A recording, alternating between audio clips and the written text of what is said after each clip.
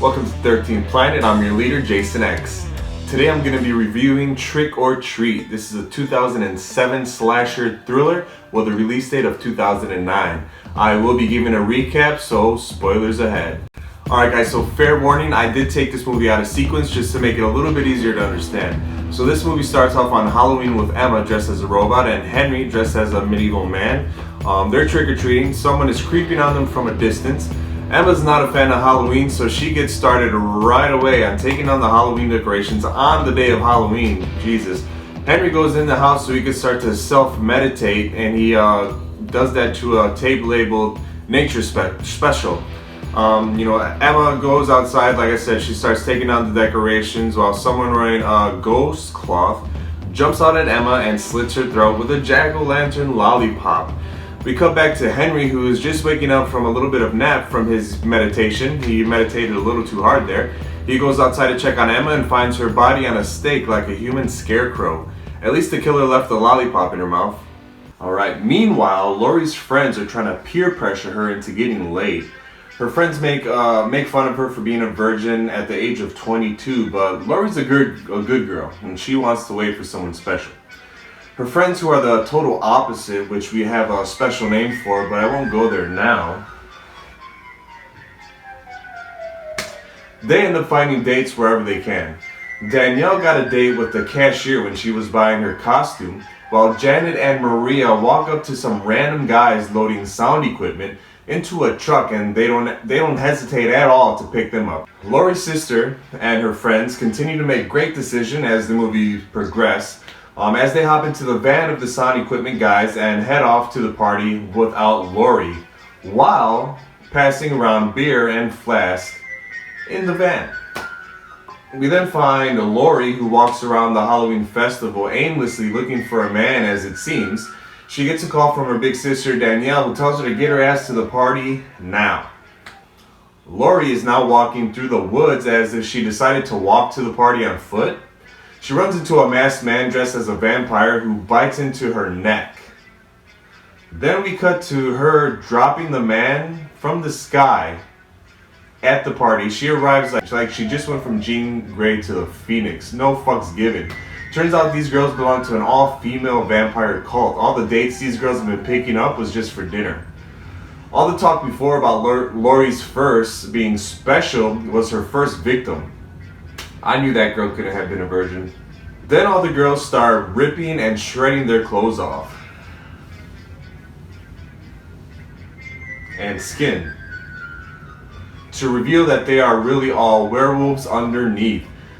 And Lauren dressed as Little Red Riding Hood, that little minx. Then for our second story, we have Charlie, Brett Kelly from Bad Santa. He's a little boy trick-or-treating who finds a "please take one" sign in the house he walks up to. Who thought that was a good idea to let children decide how much candy they're gonna have? Anyway, really? Stephen catches Charlie and tells him it's not a good idea to take all the candy because Charlie has diabetes, but then he offers him more? What the fuck? Stephen definitely has creep vibe as he forces Charlie to sit on the front porch with him as he tells him all these stories and traditions about Halloween. Charlie starts choking on his candy and that Stephen gave him, and then that's when Charlie starts throwing up like a fountain, almost exorcist-like. Stephen reminds him of all the Halloween traditions, such as always check your candy. Charlie then dies. Stephen drags him into the house while three trick-or-treaters come to his house, Macy, Chip, and Sarah, which we'll get to their story later. Stephen opens the door to give him candy, and this is when we find out this man is the principal, y'all. They has to take his jack-o'-lanterns, and they are on their way. It's also the first time we see Sam, as he's a fourth kid who just randomly runs up and grabs a candy bar. We then cut back to Stephen, who's in his backyard, as he pulls a big tarp to reveal a grave with a wrapped-up body inside, already inside.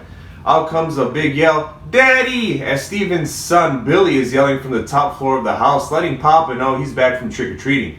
After scolding his son for swearing, he dumps Charlie's body into the grave and starts to cover it.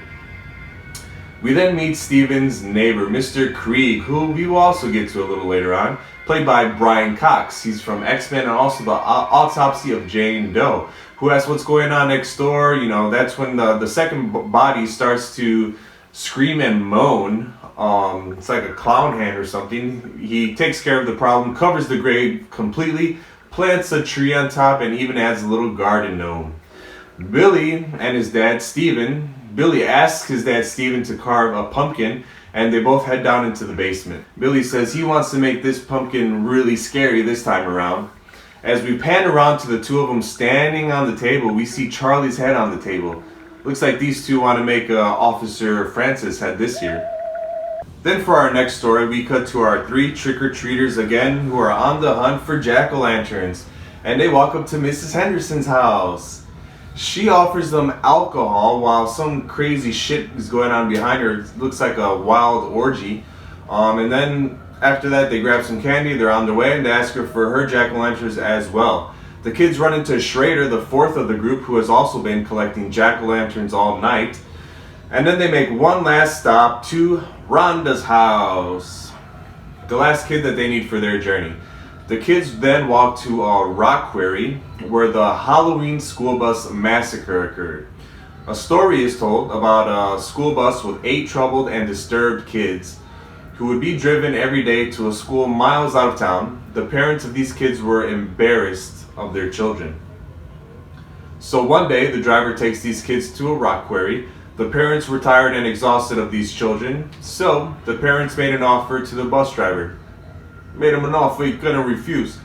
To kill the kids. The kids were all shackled up and the bus driver prepared to drive the kids off the cliff when one of the kids escaped his shackles and tried to drive the bus home and accidentally drove the bus off the cliff. We find out then why our three trick-or-treaters wanted to collect jack-o'-lanterns all night. 8 jack-o'-lanterns for each of the 8 kids, each representing a lost soul, an offering for those who died. Sarah, Macy, and Schrader take the elevator down to the bottom of the quarry, leaving Cliff and Rodna behind. Once the elevator comes back up and is empty, Cliff and Rodna join them, making their way down the cliff as well. On the way down, they start hearing screamings and they start to see the jack-o'-lantern lights going out one by one. So, when they get to the bottom, they do see the school bus, so I guess the legend is true.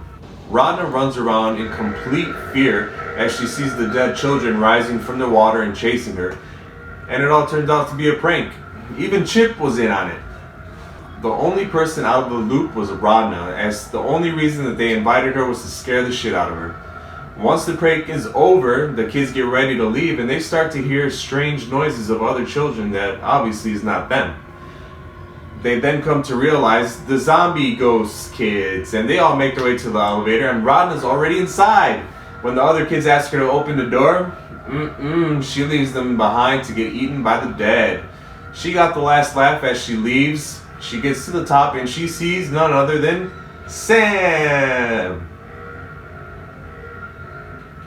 For our next story, we're back to Mr. Krieg's house. He's kicking back, enjoying a nutritious dinner of candy and whiskey. My kind of guy.